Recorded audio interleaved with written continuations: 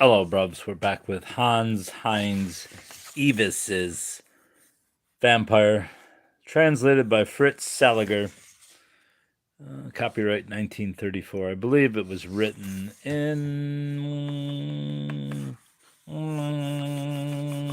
don't know when it was written. I think it was in the teens, maybe 1920. I don't know. Doesn't matter. Translation's 1934. And we pick up in chapter 14. And let's put this down there. And then we'll use this. We'll use Somerset Maugham. Chapter 14, Part 2. Nervously, he paced the room, stopped for a moment, went to his desk, and wrote down a line. Then he jumped up again and resumed his pacing, trying to concentrate. He must remember it, every verse, every word, as he had heard it, long ago. He had been a senior at college. His mother sent him to England for his vacation and wrote down for him where he should go and what he should see. He was to be sure to see the cathedral in Lincoln. It was the most beautiful cathedral in England, his mother said. He gazed at the building, but the old man who showed him around explained that there was something much more interesting in Lincoln, and took him to an old house that resembled all the other old houses in the town. The white-haired man told Frank Braun that a Jew's daughter had lived there many centuries ago, the one who had murdered little Sir Hugh at Eastertide, and in a hoarse voice he recited the old Scottish ballad. Frank Braun was trying to remember it now. He wrote it down from memory slowly, line for line, and it took him hours. At last he took up the sheet and read it over and again. Aloud. 4 and 20 bonny boys were playing at the ba, and by it came him sweet Sir Hugh, and he played over them. Ah! He kicked the ba with his right foot, and catched it with his knee, and throuch and throw the Jew's window, he guard the bonny ba flea. He's doing him to the Jew's castell, and walked it round about, and there he saw the Jew's daughter at the window looking out. Throw down the ba, ye Jew's daughter, throw down the ba to me. Ne'er a bit, says the Jew's daughter, till up to me come ye. How will I come up? How can I come up? How can I come to thee? For as ye did my old father, the same you'll do to me. Hello, Bobs. She's gane to her father's garden, and puddin' an apple red and green. It was to wile him sweet Sir Hugh, and to entice him in. She's led him in through a dark door, and say has she throw 9. She's laid him on a dressing table, and stricket him like a swine. And first came out the thick, thick blood, and sign came out the thin, and sign came over the bonny heart's blood, there was nae mair within. She's rowed him in a cake of lead, bade him lie still and sleep. She's thrown him in Our Lady's draw-well, was 50 fathoms deep. When bells were rung and mass was sung, the fuck is this? And the bairns came hame, whenever Lady gat hame her son, the Lady Helen gat nane. She's ta'en her mantle, her about, her coffer by the hand, and she's gane out to seek her son, and wandered o'er the land. She's doing her to the Jew's castle. I'm guessing that's castle, but it's just where we're fast asleep. Gin ye be there, my sweet Sir Hugh, I pray you to me speak. She's doing her to the Jew's garden, thought he had been gathering fruit. Gin ye be here, my sweet Sir Hugh, I pray you to me speak. She neared Our Lady's deep draw well, was 50 fathoms deep. Where ye be, my sweet Sir Hugh, I pray you to me speak. The lead is wondrous heavy, mither, the well is wondrous deep. A keen penknife sticks in my heart, a word I don't speak. Gayam, gayam, my mither dear, prepare my winding sheet, and at the back of Mary Lincoln the morn I will you meet. Now Lady Helen is gane hame, made him a winding sheet, and at the back of Mary Lincoln the dead corpse did her meet. And at the bells, O Mary Lincoln, without men's hands were rung, and at the books, O Mary Lincoln, were read without man's tongue, and near was such a burial, sin Adams's day begun. He stared at the sheet in utter fascination. Wasn't there again the old myth of the killing of the sun child? And it was his own, Frank Braun's case as well. He saw Lottie's knives before him, small, sharp, shiny. They cut and stabbed, and his blood flowed, first thick, then thin, then his heart's blood, until no more was left. Yes, it was true. There was no blood left in him. He was drained to the last drop. Oh, man. And in his ears sounded the hoarse voice of the old man in Lincoln. A keen penknife sticks in my hurt, a word I don't speak. He had first met Lottie Levy playing tennis in the old Jew's lovely garden near the Tiergarten in Berlin. She was young then and fragrantly beautiful, like the ray of an early morning sun in April, and the red and green apple that enticed the poor boy. Often Eve had offered him the fruit which her ancestor Lilith, the snake, had picked from the tree. Yes, he had tasted of it again and again, until he fell asleep in her arms, until she led him through all the dark doors deep into the magic garden of her sins. She took her little knives and laid him out on the slaughter table of her bed. Then she stuck her knives into him. Now she would put him into a case of lead and throw him into the well 50 fathoms deep. Would his mother come to search for him? Would she kneel down by the side of the well and call him? He whispered, "Gae hame, my mither dear, prepare my winding sheet." He would lie beside her at the back of the merry town on the Rhine, where his father already lay, and his grandparents and great-grandparents. There was still room left for him in the old family tomb. In these months he saw Lottie almost daily, but he was careful not to spend the night in her house, or to fall asleep there in the daytime. As soon as he felt the familiar tired emptiness taking possession of his body, he called for the car and drove home. He had a special lock made for the door of his apartment, and locked himself in when he felt an attack coming, always carrying the key with him. In this way he hoped to forestall surprises of any kind. She was in good health while he felt utterly miserable. Painfully he dragged himself on only by the grace of his drugs. It was obvious that Lottie desired him. She made no attempt to hide it.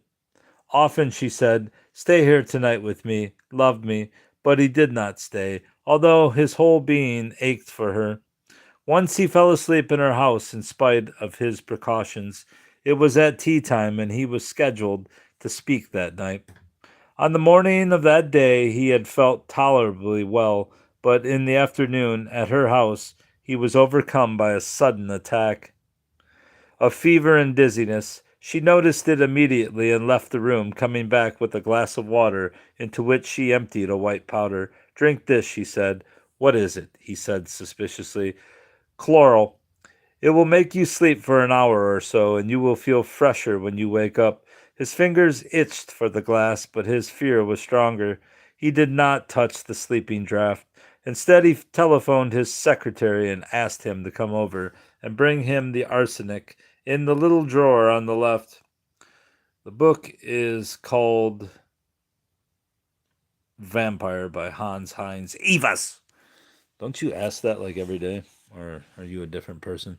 She slowly shook her head, sadly, full of compassion and understanding, full of love, but she did not speak and only sat down beside him, stroking his head and his hands. Thus she lulled him to sleep in spite of himself. He woke when the butler announced Ernst Rosius. Lottie had left the room. He looked at his watch. He had slept hardly an hour. Did you bring the arsenic? He called out to Rosius. The secretary gave him the drug, and Frank Braun was about to take it when he suddenly hesitated. He felt fresh and well. All the tiredness and emptiness was gone, vanished, stroked away by Lottie's magic hands. Only it did not last long. 10 days or 2 weeks.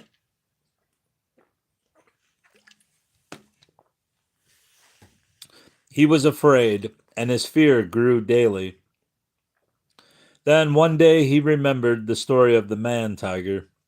He had laughed when he heard the story for the first time, told to him by an old native in Rajputana, the land of the princes. The beast that prowls through the country at night, skirting the edge of the villages and terrifying the whole district. The beast that attacks lone wanderers on high roads or on the banks of rivers is not a tiger. The natives claim it is a man. All the Hindus believe it, and many Europeans. Not the Europeans who live in big cities, but all those who have breathed the feverish, moist scent of the jungle. Officers, engineers, and tea planters. They know it as well as the villagers. This or that man is a man-tiger. And every third moon the man disappears into the jungle and turns into a tiger, lying in wait for his victims in the dark of the night, leaping suddenly upon them and drinking fresh blood out of their brown bodies. Afterwards he returns again to the quiet village and lives there as any other man for many weeks, shy and lonely, subsisting on rice and areca nuts, chewing betel, I don't know how to say it. Beetle like all the others, but avoided by the whole village and feared. Years later, when Frank Braun heard the story again in German Cameroon, he did not laugh. Out there in West Africa, the story was just as much alive as in India, only that there it was the leopard instead of the royal Bengal tiger, whom they called man-tiger. One day the natives brought before the sheriff a short, stocky man, whom they claimed to be a man-tiger. He had confessed to having murdered the 2 children found dead the week previous, they said, and demanded that the man be hanged. He had confessed, that was true, but the sheriff did not have him hanged. He did not believe in that sort of thing. He examined the children's bodies, which the leopard had dragged away into the forest, and the following night he himself went out with his rifle and shot the leopard. The accused man was locked up for his own safety, but mysteriously escaped into the bush a few days afterwards. Later in Boma, Frank Braun saw 2 man-tigers swing. This time there was no doubt about their guilt. They had been caught at the ford, just as they were attacking the black sergeant's wife. The sergeant was a seasoned veteran of the colonial troops and respected nobody, neither man nor devil, only his lieutenant. When he heard the cries of his wife, he ran up to the river bank and caught the 2 fellows red-handed. They had sewn themselves into leopard skins, and on their fingers they wore steel caps bent into the shape of sharp claws with which they attacked their victims. Once more Frank Braun came across this legend, but this time it was in the Gran Chaco, in the middle of the South American continent. It was the same story he had heard in Asia and Africa, only that it was told about the jaguar instead of the leopard or the tiger. And there was one strange feature about it. The natives of the Gran Chaco claim that it was only women who assumed the shape of the beast, not men.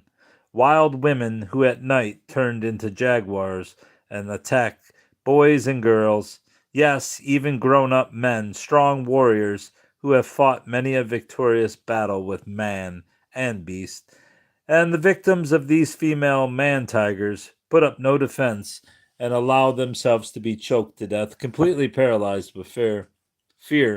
Frank Braun himself had not seen any cases, but he heard the same story wherever he went, all through the Chaco, in Paraguay, Bolivia, and the Argentine, and he found it confirmed by other travelers among the tribes of the Brazilian forests on the Zingu, Tarpeos, and Madero.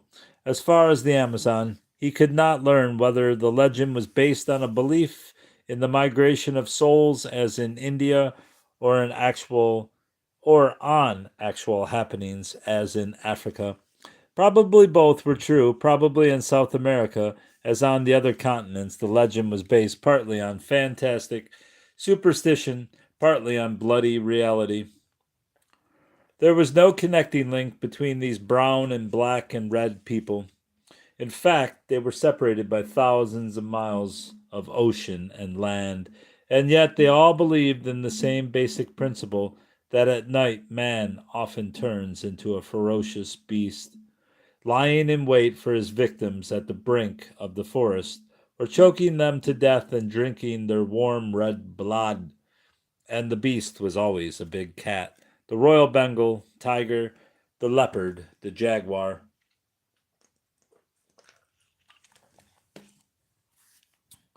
At home in Europe, there are no big cats, only small, tame ones that have been domesticated for thousands of years. And yet the same belief can be found in Europe, although in a milder form befitting the milder variety of cats.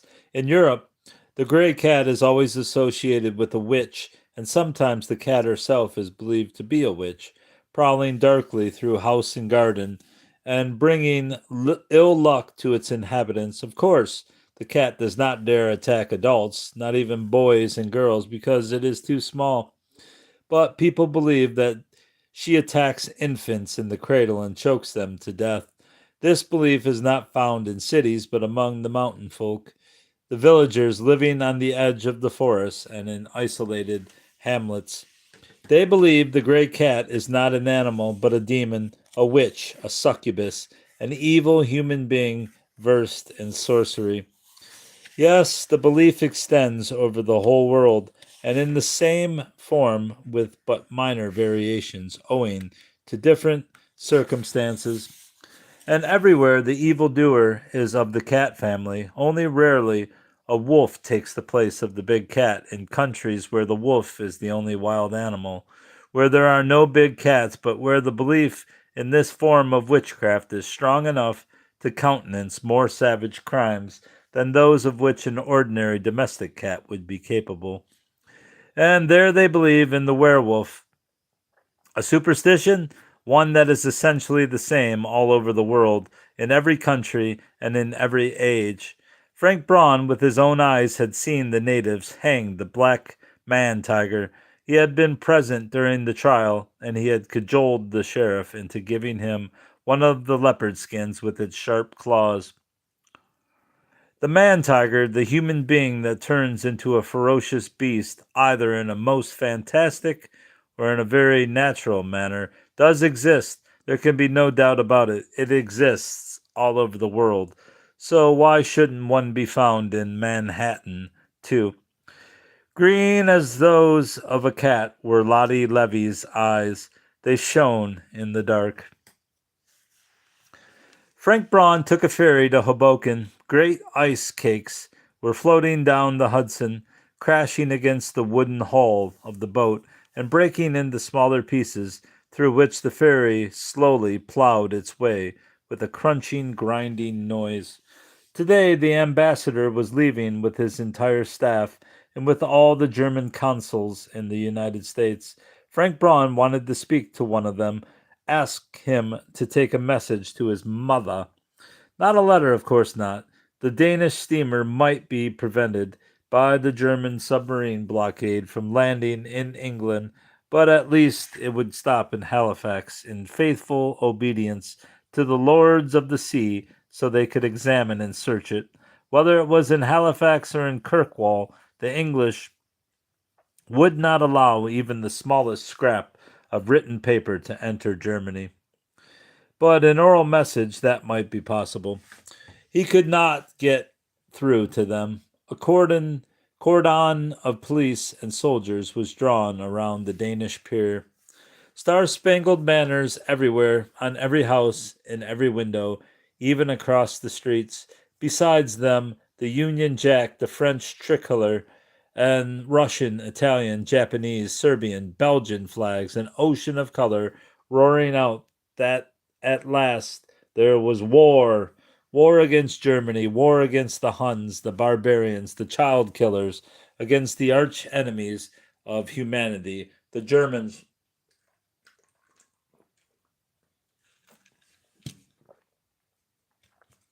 Frank Braun realized that this meant complete and final victory for England. Here in the United States, the victory was won not on the battlefields of Flanders and Poland, and this meant also the end of Bismarck's heritage, the doom of Germany. Now there was only one thing left to do: to die decently. Frank Braun would try to escape into Mexico and continue his work there. He would try to, perhaps. He knew very well that there was no more perhaps. Now that the whole world had taken up arms against his country, only the men from Mars could bring help. The train from St. Louis was leaving early the next morning. Frank Braun was at Lottie's that evening to say goodbye. They had dinner together and sat in the library afterwards. He loved her so much. They sat hand in hand, talking quietly. He was tired, as he had been these last few months, but he felt better when she held his hand in hers, when her pulse beat against his. Don't go yet, please don't go, she said every time he made an attempt to get up. Stay just a little longer, please, dear boy. So he stayed. He knew very well that she wanted to keep him there all night. His suspicion was again aroused, and also his fear, but stronger, much stronger than his fear was the desire to feel her white skin, this longing for her touch, for the soft stroking of her fingers, for the light beat of her blood. It was so ingratiating, so quieting and soothing. He stayed another hour and another, sitting beside her and holding her hand. Then she got up. Come, she said. He shook his head. No, no, he whispered. I want to go home. She kissed him. Are you afraid of me? She asked gently. He merely nodded, staring at her helplessly, pleadingly. Oh, just one more word from her, only a light touch of her hand, and he would follow her. But she did not say the word. You can sleep alone, she said finally, but please stay so I can see you once more tomorrow morning before you leave. She took him into the room beside her bedroom. Lock yourself in here and bolt the door. Wait a minute, I will bring you an alarm clock so you will get up in time. She left the room. He looked around. It was the room in which her maid slept when Lottie was not feeling well. There was the bed, and there the door to the small bathroom. He remained standing where he was, not wanting to move, not wanting to think. Oh, it would be better if he went home. In a few minutes, Lottie came back with the alarm clock. She had taken off her clothes and put on a negligee. I set the clock for 5:30, she said. That will give us time to have breakfast together. He put the clock down on the table, taking an unnecessarily long time about it. But finally he had to look up and into her eyes. Something was urging him, no, driving him to her. No longer a wish or longing, a mad craving, an overpowering desire. She was his life, his blood, and his health. Merely to touch her, just touch her. He stumbled forward into her arms and kissed her, drawing her to him closer, closer. Lottie, he sobbed, Lottie. Then he tore himself loose and pushed her away. Go now, please go. And she went. Good night, she called back to him as she closed the door. Why didn't she stay? Why didn't she take him with her? He wanted to cry out to her, his torment, his desire. But there was that fear in him, that terrible fear. He knew something would happen that night. He did not call her back. He went about the room, looking at all the doors and bolting them securely. Then he put a chair in front of each door. and placed a water pitcher on each chair. If anyone tried to open the door, the pitcher would fall and make enough noise to wake him. He sat down on the bed, straining his ears for a sound from her room. Nothing. He jumped up again, felt the walls, looking for a secret panel. He opened the closets and looked under the bed. Nothing. And still no sound from her room. Yet he did not dare to undress and go to bed. He went to the telephone and called Rosius. He had to wait a long time before the young man sleepily answered. Frank Braun asked him to be at the station the next morning and gave him many unnecessary instructions, merely to prolong the conversation. Then he went back to his desk, took a pen and paper, and tried to think of somebody to whom he could write. But his pen only formed the words, "Dear Lottie," and again, "Dear Lottie." He crossed it out, tore up the sheet, and took a new one. No use. He gave it up. Oh, let her find the letter in the morning. Let her know how desperately he had been longing for her, with no other thought but her in his mind. You, he began. You. He repeated it, lines and lines of it. Dearest, he wrote, dearest, you. He did not write a letter. He did not even write sentences. Only words, only a poor stammering, a tortured sobbing, a desperate cry for her, longing, fear, and despair, tears and blood. Then he felt his hand refusing to obey him. He stared at it, at the 3 fingers that held the pen. They were stiff and would not move. His brain commanded, press the pen down on the paper, write, but his hand would not move. Cold sweat broke out on his forehead. He was seized by a clammy shiver that made his body shake and tremble violently. Yes, he knew these symptoms well, but they were so much more severe tonight, and the shiver so much clammier. It felt as if he were congealing from his feet up. His wide-open eyes stared emptily, glassily. They were burning down upon his hand, as if trying to give it strength, and he saw his hand bending down slowly at last, infinitely slowly. Ah, now the pen touched the paper. Write, his soul cried out. Write, Lottie. Now the pen moved, drawing a thin, barely legible line. It wrote, Mother. Then it fell from his nerveless hand and rolled over the table. But the word stood, the last word, Mother. His eyes were staring at it. Now his lids dropped heavily, but he could still see the thin letters forming the word, Mother. There was still a slight cognizance in him, a trace of consciousness, still left in a corner of his brain. Now it is coming, he felt. Now the end is here. Suddenly it grew very dark. And out of the darkness flushed up one more thought. In there it is light. If I could only get up, open the door, go to her. In there is life, red life. All about him it was black, bleak darkness. Everything was submerged in it, everything, and he himself too. Heavily his head sank down on the table. A mad screaming noise tore the air, a cutting, hammering, screeching noise. That woke him. He was standing in the middle of the room. What was happening? He looked around, rubbing his eyes. Oh, the alarm clock. He went over to the table and shut it off. 5:30. He must get up, but he was fully dressed. The chair that he had put before the door to Lottie's room had been moved aside, and the water pitcher stood on the rug beside it. The door was wide open. He listened, but could not hear a sound. Was she still asleep? In spite of the piercing noise the alarm clock had made, he felt a curious taste on his tongue. Sweet, very sweet, a peculiar taste. Because I haven't slept all night, he thought. Then it struck him that this strange taste seemed familiar.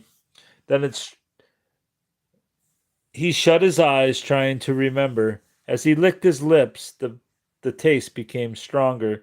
It was sweet, strangely sweet and faintly sickening. The way it had tasted the time blood trickled down his face, blood from a saber cut inflicted in one of the duels he had fought as a student. Then it was the taste of blood I must rinse my mouth, he thought, brush my teeth. He went into the bathroom and leaned over the wash basin. When his glance happened to fall on the mirror, he saw his mouth was bloody and his chin covered with blood. There were great blood stains on his collar, his shirt, and coat. And his hands, the hands, red as if he had bathed them in blood. He stared at the picture in the mirror. This man was he, Frank Braun, covered with blood. But what had happened? What? He rushed into Lottie's room and over to her bed.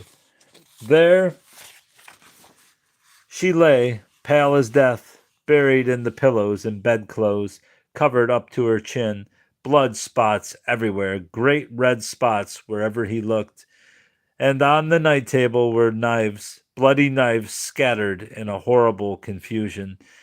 He tore back the bedclothes and her nightgown. He saw her breasts. There were gashes on them, deep gashes, many cruel wounds on her white breasts. What beast, what mad, ferocious beast what cruel, repulsive beast? He himself. He fell down upon his knees. Lottie! Lottie! And that's the end of that chapter. Looks like one chapter remains, about 15 pages. I shall read that tomorrow before going to work. And then this book will be over. At least the final chapters got somewhat interesting. But overall, it was a huge disappointment. And now I need to go do these books. Goodbye, bros.